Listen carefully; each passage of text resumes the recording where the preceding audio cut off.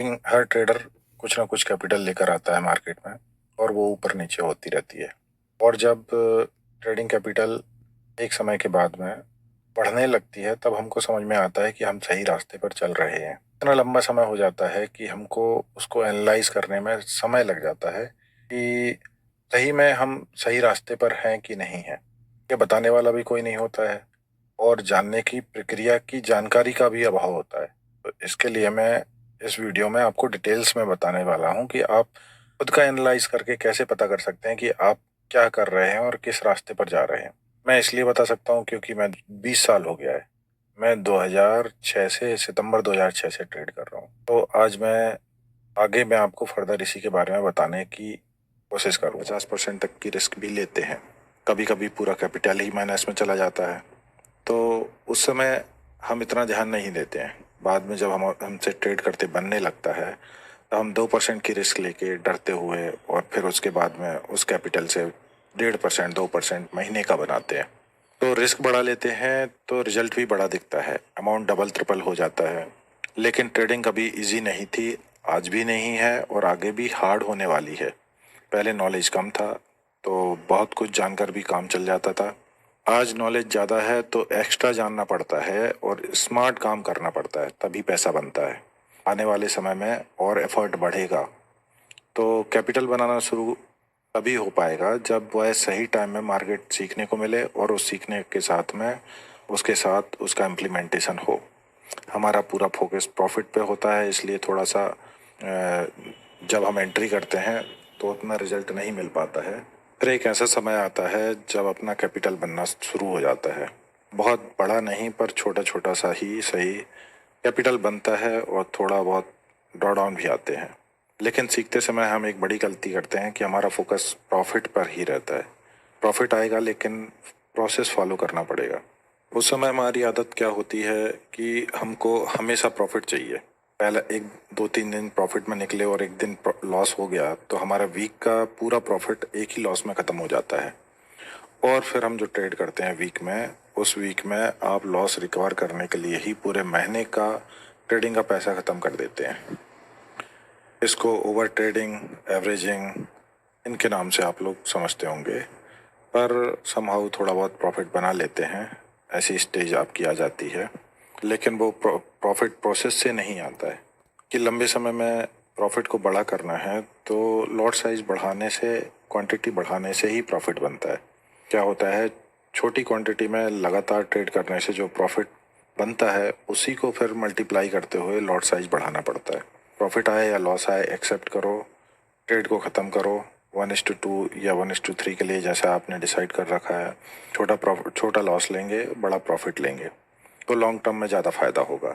नहीं तो लॉस बड़ा बन जाएगा, 3-4 दिन का प्रॉफिट एक ही दिन में ख़त्म हो जाएगा।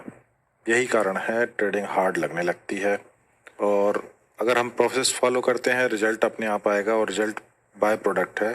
अब दूसरी बात, जिसमें हम जिस चीज़ में काम कर रहे हैं उसे समझते नहीं हैं। ज़्यादातर लोग ऑप्शन में काम करते हैं क्योंकि यहाँ पैसा जल्दी बनता है। लेकिन अगर ऑप्शन कर रहे हो तो ये समझना ज़रूरी है कि ऑप्शन में प्रभाव डालने वाले कुछ ऐसी चीज़ें भी हैं जिनको समझने के बाद ही हमको उसकी डिटेलिंग में उतरना ज़रूरी होता है। जैसे डेल्टा, उसका क्या इफेक्ट होता है।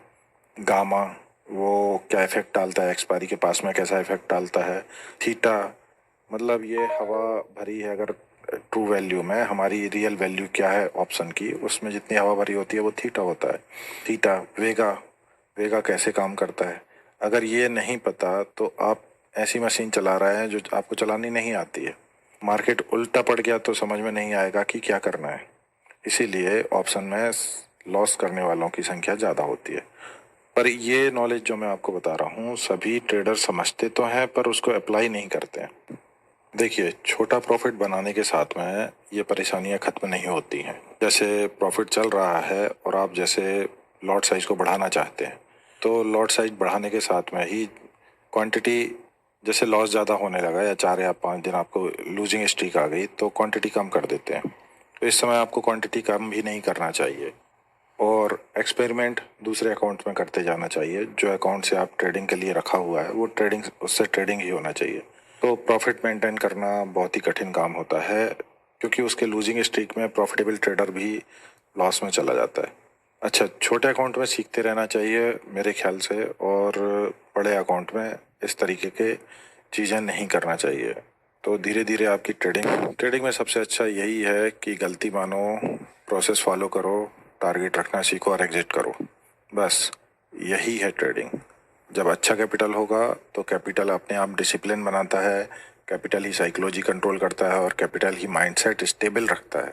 तो ट्रेडिंग के दौरान एनालिसिस भी नहीं करना है। ट्रेड जो ले लिया, अब उसका टारगेट और स्टॉप लॉस लेने के लिए तैयार रहिए। ओवरऑल लॉस कंट्रोल रखना चाहिए और प्रॉफिट से डरने की ज़रूरत नहीं। प्रॉफिट आता है तो उस समय लोग जल्दी से काट देते हैं, वो गलती भी नहीं करना चाहिए। कुल मिला के डिसिप्लिन इसी जगह आता है। तो जो डिसिप्लिन की बात होती है वो इसी जगह कंट्रोल करने की ज़रूरत पड़ती है। ये फॉलो कर लिया तो ट्रेडिंग इजी लगेगी, नहीं तो हमेशा हार्ड लगने वाली है।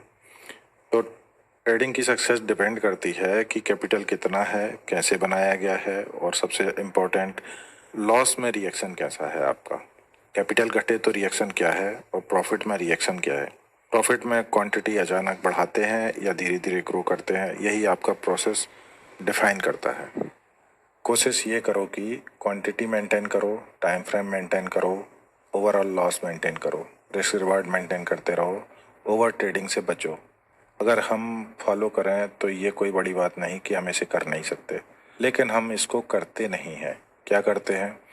2 दिन फॉलो करेंगे, 4 दिन फॉलो करते हैं, 5 दिन फॉलो करते हैं, 1 हफ्ता तक भी फॉलो कर लेते हैं, पर कभी भी कोई 1 महीने तक same to same trading strategies follow नहीं कर पाता है। और अगर ये 1 महीना फॉलो हो जाए तो वहीं से कंसिस्टेंसी बनना चालू हो जाती है।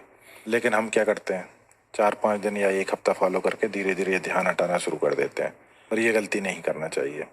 आपको एक प्रोसेस को फॉलो करना है, टारगेट रखना सीखो और उसे काटना, एग्जिट करना सीखना पड़ेगा, तब ये सीख पाएंगे।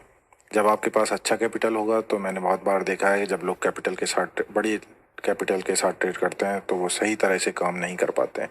कैपिटल ऐसा होना चाहिए, बैकअप ऐसा होना चाहिए, क्योंकि कैपिटल ही डिसिप्लिन मेंटल करता है, वही साइकोलॉजी को कंट्रोल करता है, वही माइंडसेट को स्टेबल रखता है। तो ध्यान रखना है कि ड्यूरिंग द ट्रेड एनालिसिस मत करो, ओवरऑल लॉस और मैनेज करो, प्रॉफिट से मत डरो।